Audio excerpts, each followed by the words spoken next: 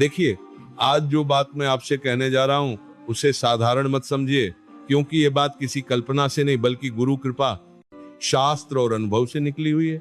जीवन में ऐसा समय आता है जब मनुष्य बहुत परिश्रम करता है, फिर भी परिणाम नहीं मिलता। धन आता है तो टिकता नहीं, घर में अशांति रहती है और मन भीतर से टूटने लगता है।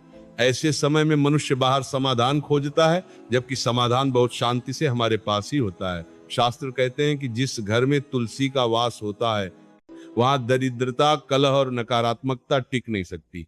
तुलसी कोई साधारण पौधा नहीं है, वह भगवान की भक्ति का सजीव स्वरूप है। कहा गया है कि समुद्र मंथन से निकले अमृत से तुलसी प्रकट हुई, और एक कथा ये भी कहती है कि वृंदा की भस्म से उत्पन्न होकर तुलसी भगवान विष्णु को अत्यंत प्रिय हुई।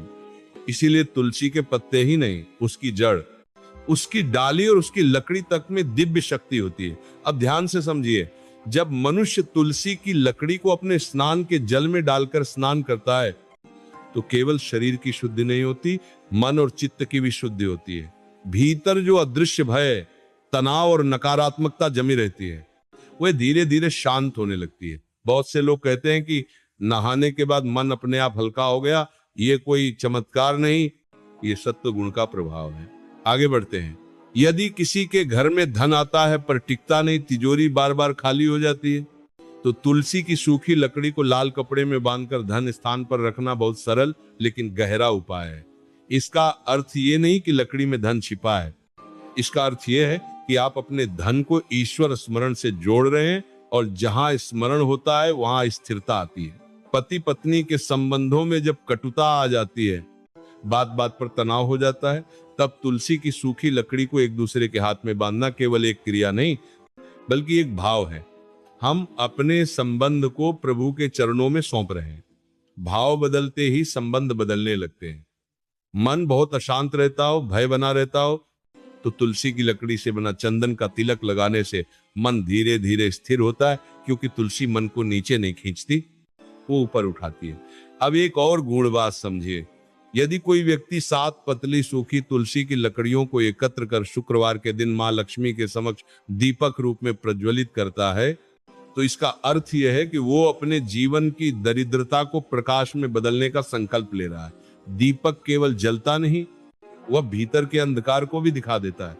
व्यापार या दुकान में बार बार नुकसान हो रहा हो तो तुलसी की लकड़ी, सिक्के, चावल और लौंग की पोटली बनाकर मुख्य द्वार पर रखना, ये संकेत देता है कि आप अपने कर्म को ईश्वर के संरक्षण में दे रहे हैं।